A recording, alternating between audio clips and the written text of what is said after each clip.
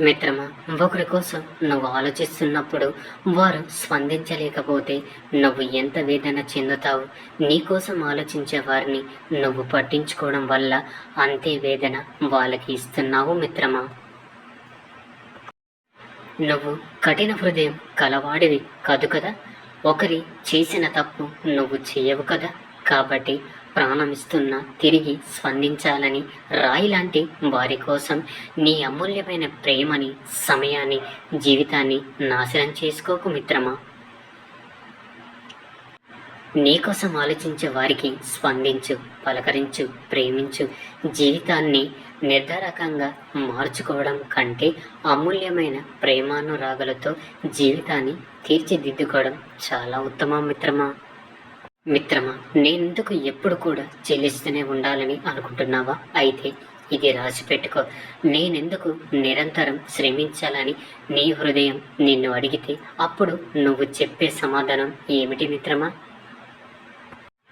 ఇది గుర్తుపెట్టుకో. నిరంతరం శ్రమిస్తూ ఉంటేనే జీవం అంటారు. బద్ధకం, సోమరితనం చూపెడితే శివంతో పోలుస్తారు మిత్రమా. నిజాయితీగా ఉండు, కానీ నిశ్శబ్దంగా ఉండిపోకు. మౌనంగా ఉండు, కానీ మాట పడకు మిత్రమా. విలువలేని చోట నోరు విప్పకు. అవసరం ఉన్న చోట నీకోసం నువ్వు వాదించుకో. మన కోసం ఎప్పుడు ఎవరు కూడా రారు మిత్రమా. ఎదుటివారికి నచ్చినట్టు నువ్వు ఉన్నన్ని రోజులు నువ్వు మంచివాడివి. ఒక్కసారి నీకు నచ్చినట్టు బ్రతికి చూడు, వెంటనే చెడ్డవాడివి అయిపోతావు కాదంటారా. జీవితంలో ఏది ఎప్పుడు చివరిదో చెప్పలేం. ఏ ఆట చివరిదో, ఏ మాట చివరిదో. అందుకే వీలైనంతగా పలకరిస్తూ ఉండు, వీలైతే కలుస్తూ ఉండు మిత్రమా. ఒక విషయాన్ని గుర్తుంచుకో. మనం ఏదైనా సరే మౌనంగా భరించినంత కాలం మనం మంచి వాళ్ళమే. ఎప్పుడైతే భరించలేక ఎందుకు అని ప్రశ్నిస్తామో అప్పుడే మనం ఎంత మంచి చేసినా అన్నీ మర్చిపోయి మరీ మనకు ఎక్కడ లేని చెడుతనాన్ని అంటగట్టి మనకే తెలియకుండా మనల్ని ప్రపంచానికి ఇంకోలా పరిచయం చేస్తారు. ఎంత విచిత్రమో కదా మిత్రమా ఈ మనుషులు. మనం బాధపడితే ఓదార్చే వాళ్ళు కొందరు ఉంటారు మిత్రమా.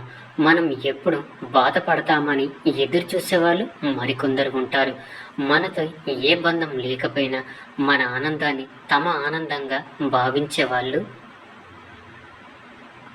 నూటికో కోటికో ఒక్కరే ఉంటారు మిత్రమా. అలాంటి వారు మనకు తారస పడితే ఎంత కష్టం వచ్చినా వాళ్ళని వదులుకోకూడదు. జీవితంలో ఎప్పుడు నీకు ఎవరైనా సపోర్ట్ చేస్తారని, నీకు హెల్ప్ చేస్తారని, నీకోసం నీ పక్కన నిలబడతారని కలలో కూడా అనుకోకు మిత్రమా. ఎందుకంటే ఈ లోకంలో ఉండే వాళ్ళు ఎక్కువగా స్వార్థపరులు. కాబట్టి నీ గురించి ఎవరు ఆలోచించరు. నీకోసం నువ్వే నిలబడాలి, నిన్ను నువ్వే సపోర్ట్ చేసుకోవాలి నేస్తమా. దూరంగా ఉన్న వారిని దగ్గర చేసే శక్తి, దగ్గరగా ఉన్న వారిని దూరం చేసే శక్తి ఒక్క నోటి మాటకే ఉంది. అది కత్తి కంటే పదునైనది, అమృతం కంటే తీయనైనది నేస్తమా. ఎలా బ్రతకాలో ఎలా బ్రతకకూడదు తెలియాలి అంటే ప్రవచనాలు వినాల్సిన పని లేదు. మన జీవితంలో మనకు ఎదురైన అనుభవాలు చాలు మిత్రమా. తన లోపల ముత్యాలు, రత్నాలు ఉన్నాయని సముద్రం ఎవరికి చెప్పదు మిత్రమా. సమయం వచ్చినప్పుడు అలల రూపంలో అవి ఒడ్డుకు చేరుతాయి. అలాగే మీరు మంచోళ్ళు, గొప్పోళ్ళు అని ఎవరికి నేర్పించుకోవాల్సిన అవసరం లేదు. సందర్భాన్ని బట్టి అదే బయటపడుతుంది. జీవితంలో ఎంత ముందుకు వెళ్ళినా కొన్ని విషయాలు మాత్రం అంతు చిక్కవు నేస్తమా. మన మంచి కోరేవారు ఎవరు, మనల్ని ముంచేవారెవరు, మన వెన్న ఉంటే ఉండేవారు ఎవరు, వెన్ను విరిచి వెళ్ళేవారు ఎవరు, మన కోసం ఆరాటపడేవారు ఎవరు, మనల్ని అవసరానికి వాడుకొని వదిలేసేవారు ఎవరు. అప్పుడే తెలుస్తుంది. ఒక విషయాన్ని గుర్తుంచుకోనేస్తామా. ఎదుటి వ్యక్తి గురించి తప్పుగా అనుకుంటున్నారంటే వారి గురించి మంచిగా చెప్పే వారిని కలవలేదు అన్నమాట. ఎందుకంటే వెలుగు చీకటిలాగా ప్రతి వ్యక్తిలోనూ కూడా మంచి చెడు రెండు ఉంటాయి. చాడీలు చెప్పేవారే చాడీలు వింటారు. ఇది ఒక మానసిక ఆహారం. ఇది లేకపోతే ఈ రోజుల్లో మనుషులు బ్రతకలేకపోతున్నారు మిత్రమా, కాదంటారా? ఎవరు ఎప్పుడు ఎలా మారుతారో చెప్పలేము. ఎందుకంటే సమయం కంటే వేగంగా మనుషులు మారే మనుషుల మధ్య ఉంటున్నాం మిత్రమా. అందుకే ఎవరితో ఎంతలా ఉండాలనో అంతలోనే ఉండాలి. మన వాళ్ళు అనుకోవడం మనం చేసే అతిపెద్ద తప్పు నేస్తమా. నాకు తెలిసిన జీవితంలో నటన మాత్రమే కనిపించింది. ఎవరి అవసరాలు వారివి, ఎవరి స్వార్థాలు వారివి. అవి తీర్చడానికి ఒక మనిషి ఉండాలి. అంతేగాని ఆ మనిషికి విలువ ఇవ్వరు. నటించే మనుషుల మధ్య ఆట బొమ్మగా ఉండిపోవడం కన్నా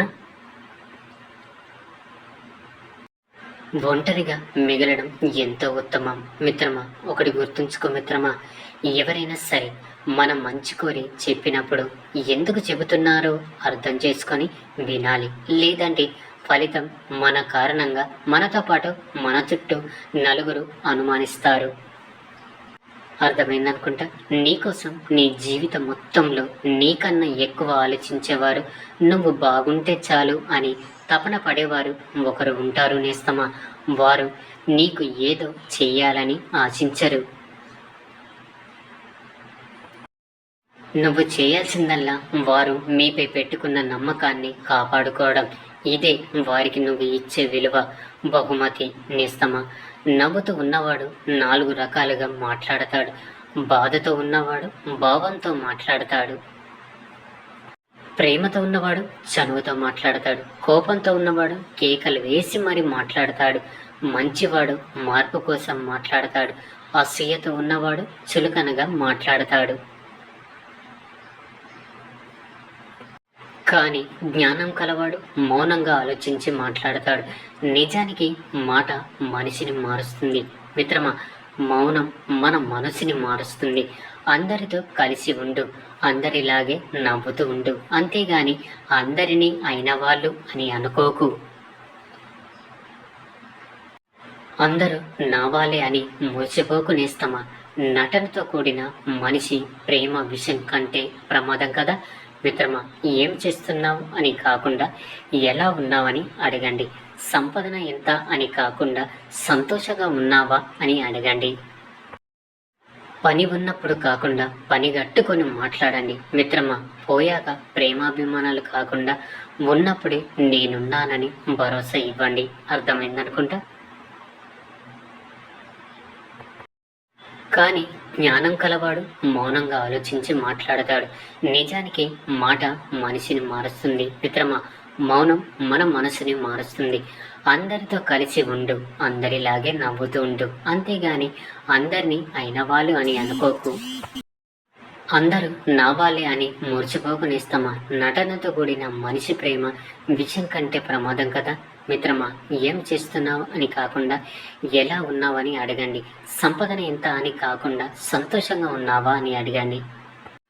పని ఉన్నప్పుడు కాకుండా పని గట్టుకొని మాట్లాడండి మిత్రమా. పోయాక ప్రేమాభిమానాలు కాకుండా ఉన్నప్పుడే నేనున్నానని భరోసా ఇవ్వండి. అర్థమైందనుకుంటా మిత్రమా. జలపాతపు దారికి బండరాలు అడ్డు రాకపోతే శ్రావ్యమైన శబ్దాలను వినలేము. అలాగే జీవితంలో కష్టాలు అనుభవించకపోతే సుఖం యొక్క విలువను తెలుసుకోలేము కదా, కదంటారా. కొంతమందికి గర్వం, అహంకారం ఉంటాయి, తప్పులేదు. కానీ ఎవరి మీద ఎప్పుడు చూపించాలో అప్పుడే చూపించాలి. అంతేగాని ఎవరి మీద పడితే వారి మీద చూపిస్తే మాట్లాడడానికి మనుషులు కరువవుతారు. అందనంత వరకు అన్నీ అందంగానే ఉంటాయి మిత్రమా. అందిన తర్వాత అందమైనవి కూడా అలుసైపోతాయి. అది మనసైనా వస్తువైనా కదంటారా. మనిషి భగవంతుడు ఇచ్చే సమస్యల కన్నా తనకు తాను తెచ్చుకున్న సమస్యలే ఎక్కువగా.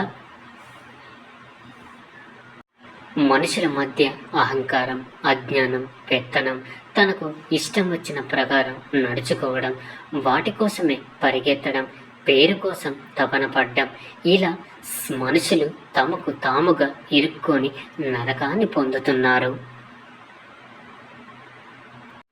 చదువుకున్న ప్రతివారు సంస్కారాలు కాదు, చదువు లేని ప్రతివారు సంస్కారం లేనివారు కాదు. ధన పేద భేదం లేకుండా అందరినీ గౌరవించగలిగిన వారే మంచి సంస్కారవంతులు నేస్తమా. ఒక విషయాన్ని గుర్తుంచుకొనేస్తమా, మోసం చేసే ప్రతి ఆడది మగాడికి చెప్పే మాట ఇదే. అది ఏమిటంటే, నా మీద నీకు నమ్మకం లేదా అని. అంతే కదా నేస్తమా.